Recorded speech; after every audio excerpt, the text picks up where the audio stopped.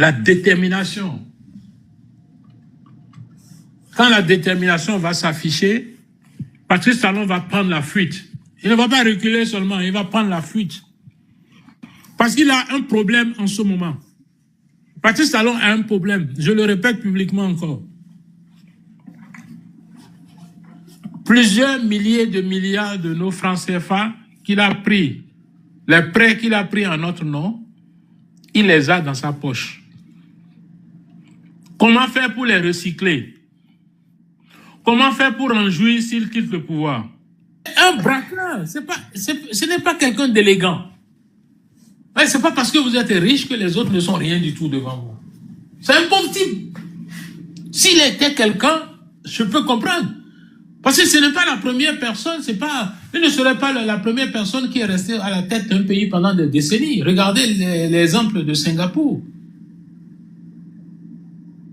Mais c'est pas ceux-là, ils avaient une certaine ambition, ils avaient une idée de leur pays, ils avaient un sens de l'État. Ça fait un amour, ils voulaient faire quelque chose pour leur pays. C'est pas le cas de Patrice Talon. Patrice Talon est un despote, c'est un gars qui ne peut pas vivre sans écraser les autres. Parce que c'est un faiblard. Il ne supporte même pas la contradiction. Vous ne pouvez pas dire à quelqu'un si ce que vous vous dites là n'est pas bien, non, dès que vous dites ça, vous êtes un ennemi. Je n'ai jamais vu ça ailleurs. En fait, c'est ce que vous dites. Patrice Talon, il veut être l'empereur au Bénin jusqu'à sa mort. Maintenant, si après sa mort, vous attaquez à ses héritiers, bon, lui serait déjà parti. C'est lâche. Parce que tout ce qu'il fait là, il ne pense pas à sa progéniture. Il ne pense pas à ses enfants, il ne pense pas à ses petits-enfants. Comment la société les regarde? Qu'est-ce qu'ils vont devenir dans la société béninoise? Ce n'est pas sa préoccupation pour l'instant. Il fait ce qu'on appelle en même temps. Mais ça, c'est son plan à lui. Il ne faut pas que nous, on perde toute notre énergie à ne parler que de ce que lui veut. Parmi nous, il y a des infiltrés. Hein. Il y a des gens qui sont là, qui sont soi-disant exilés, mais bon, ils ne sont pas exilés. Il y en a d'autres qui sont de vrais exilés, qui ont peur, mais ils sont exilés. Il y a de tout pour faire un monde. On ne peut pas refuser cela. Pour ce qui concerne la résistance, il n'y a pas plusieurs formes de résistance. Il y a la résistance tout court. Et si nous faisons quelque chose à l'étranger, on doit finir par faire la jonction avec ceux qui sont à l'intérieur. Parce que nous ne pouvons pas rester à l'étranger et changer les choses sur le terrain si nous ne sommes pas en alliance avec ceux qui sont à l'intérieur.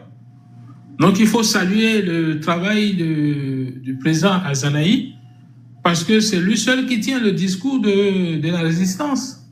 Quand il tenait le discours de la résistance pour dire qu'il ne fallait pas qu'on compose avec une dictature et autres là, s'il avait été écouté, je pense que on aurait pu avancer. Patrice Talon il a entretenu l'illusion, a fait croire aux gens que les démocrates pouvaient arriver à quelque chose à travers le processus électoral. Mais j'ai entendu le président Azanaï dire plusieurs fois qu'on ne négocie pas avec un dictateur. Quand il y a un dictateur, il faut le combattre. Il faut lui résister. Et je pense qu'il a raison. Comment vous pouvez aller? Oui, je ne veux pas... Il y a des personnes qui sont en prison, je ne veux pas compliquer leur existence. Mais il y a plusieurs parmi eux, avant qu'ils ne connaissent la prison, ils ont eu l'occasion de parler avec moi. Et je leur ai dit, si vous composez avec Patrice Talon même à 10%, c'est comme si vous asseyez à table pour manger avec le diable. Le prix à payer est très élevé. Ils m'ont développé des théories intellectuels de toutes sortes et autres là. Aujourd'hui, il y en a qui sont là-bas pour 20 ans. La plupart. Il faut résister à Patrice Talon sans réserve. Lui, il porte les coups, il ne réfléchit pas. Il ne fait pas attention. Ce n'est pas à nous de réfléchir quand on veut lui emporter. C'est une lutte à mort. Parce que il est prêt à n'importe quoi. Quelqu'un qui tire sur la foule, qui n'a même pas de remords, même quand il y a des innocents qui sont touchés, n'envoie même pas une phrase de compassion, d'empathie. Le nombre de morts qu'il y aura, ça ne le dérange pas.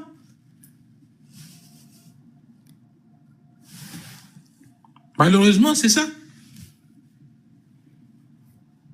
C'est à nous de nous battre avec la même détermination, sinon il ne va pas reculer. Parce que Patrice Talon, il a une préoccupation majeure. Je le comprends, hein? Ce n'est pas que je le soutiens, mais je le comprends. Quand il a pris la dette de 2000 milliards, et en 10 ans, il a monté ça à 9000 milliards, qu'il a fait des infrastructures qu'on peut chiffrer autour de 1500 milliards.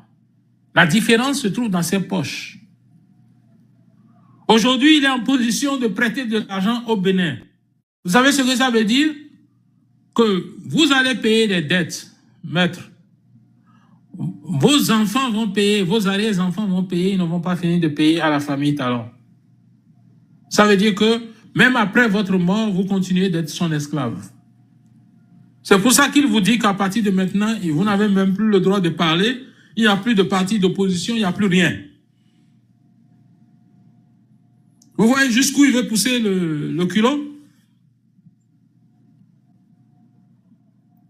Parce que il a construit des infrastructures, il a fait des routes, dont certaines deviennent des rivières dès qu'il y a 2-3 pluies. Ça suffit pour que vous vous taisez. Parce que de toute façon, vous n'êtes rien qu'un esclave. C'est ça qu'il est en train de vous dire.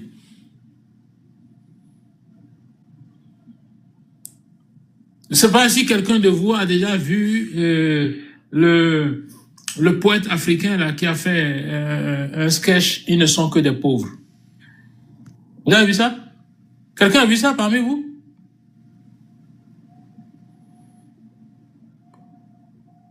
Allô? Moi, non. Vous n'avez pas vu ça? Non. Non. Ah, si vous voulez, même dans votre direct, là, je vais vous envoyer ça. C'est quelques minutes. Vous allez passer ça. Parce que, pourquoi je préfère cette interaction-là à des discours unilatéraux qui ne finissent pas, je fais des discours, je bavarde et autres. Je préfère vraiment, si quelqu'un a quelque chose à reprocher, la personne dit, s'il y a une question à poser, qu'on échange réellement pour qu'on se mette un peu, qu'on se rapproche nos points de vue, nos états d'esprit. Qui est ce que Sun Tzu a appelé dans l'art de la guerre, il a appelé l'unité de pensée. Parce que la guerre aussi, c'est de l'art. Ne vous faites aucune illusion. L'art de la guerre, ce qui a été développé par le chinois Sun Tzu, il dit ceci. La guerre, il a dit, quand il a commencé son exposé, il a dit que la guerre, c'est une nécessité. Tout le monde est un guerrier. Vous êtes sur le champ de bataille tous les jours. Dans votre vie quotidienne, vous êtes comme des guerriers. Vous vous battez. Sun Tzu développe la théorie de la guerre en s'appuyant sur 5 principes. Le premier principe, il dit c'est l'unité de pensée. Dans notre contexte, à nous ici, c'est une question c'est l'idéologie. C'est l'objectif commun. Notre cause commune. C'est ça le premier concept. Le deuxième, il a parlé de commandement. Le commandement. Il faut mettre en place un dispositif, un ordre pour savoir qui dirige l'opération, qui dirige le combat. La lutte que nous voulons mener là, qui va la diriger? Le troisième concept, c'est l'espace, le cadre dans lequel nous allons travailler. Mais avant ça, il y a la discipline. C'est ça le troisième. Le troisième, c'est la discipline. C'est le quatrième qui est le concept, la discipline de groupe. Et en parlant de discipline, allez-y voir un exemple, ce qui s'est passé dans des petits pays comme Singapour et autres, la discipline, le besoin le bien-être de la majorité, ça doit primer sur l'individu. Au Bénin, c'est chacun tire le drap de son côté. Chacun tire le drap de son côté. On veut tout, chacun veut tout pour lui, mais rien pour les autres. Quand vous voyez Patrice Talon, c'est tout pour lui, rien pour les autres. Il n'a pas construit une seule école, il va prendre les terrains qui appartiennent à l'État, il met un truc là-dessus, il dit que ça s'appelle École Talon. À côté, à quelque part de Cotonou, il y a encore des écoles, ce sont des appartements. Quand il pleut, l'autre descend directement sur les élèves. Donc, quand je parle de Sun Chi, je reviens à lui pour dire que le quatrième concept, il a parlé de l'espace dans lequel on va agir. Et le cinquième et le dernier, c'est le temps. Le timing. Vous avez dit tout à l'heure que le temps, c'est quelqu'un qui a dit tout à l'heure que le temps passe. À quel moment il faut agir? Si vous agissez trop tôt, vous allez échouer. Si vous agissez trop tard, vous allez échouer. Il faut choisir le bon moment. Et tout à l'heure, n'oubliez pas, je vous ai dit que j'ai cité Winston Churchill en disant qu'il ne faut pas gaspiller une bonne crise. Je pense que Patrice Talon vient de lancer une crise, il vient de lancer une bombe. Nous n'allons pas gaspiller cela. Il a lancé un défi. On va relever le défi. Et je sais qu'il va m'entendre, qu'il sache que moi, Martin Rodriguez, je n'ai pas peur de lui. Je n'ai pas peur des lâches. Parce qu'il ne peut pas abîmer, détruire un pays comme ça s'il n'était pas un lâche. Quand on a le destin des hommes en main, on le gère différemment. C'est quelqu'un qui n'a pas le sens de l'honneur. Il n'a pas l'amour de la patrie. La pitié. Il n'a jamais traversé la route pour aller au CNHU qui est en face de son bureau. Mais il est content d'expliquer qu'il a réussi. Je ne sais pas qu'est-ce qu'il a réussi. En plus, c'est un Iran.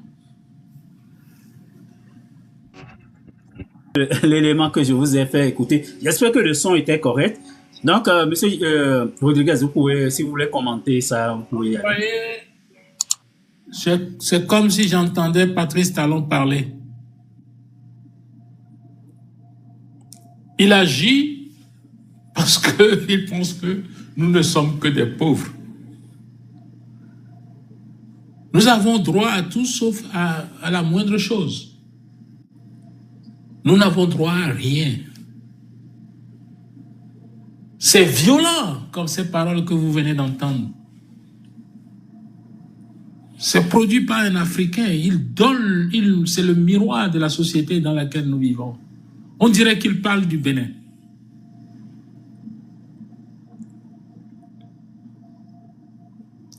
Est-ce que nous allons continuer à nous rester éparpillés, à nous soupçonner les uns les autres, au lieu de nous mettre ensemble, de prendre conscience que nous n'avons qu'un seul et un seul chemin à prendre? Celui de nous battre pour nos droits, les plus élémentaires. Moi, Patrice Talon m'a fait des propositions pour que je m'entende avec lui. Il dit, si nous deux nous mettons ensemble, il n'y a personne pour nous battre. Je lui explique que moi, c'est dans ma tête que ça ne passe pas. Mon esprit ne peut pas admettre ça. Il me demande si je suis prêt à perdre tous mes milliards pour mes idéaux. Je dis, mais je suis né, c'est ici que j'ai fait l'argent. Je ne suis pas rentré sur la terre avec de l'argent. Et je ne partirai pas avec ça non plus.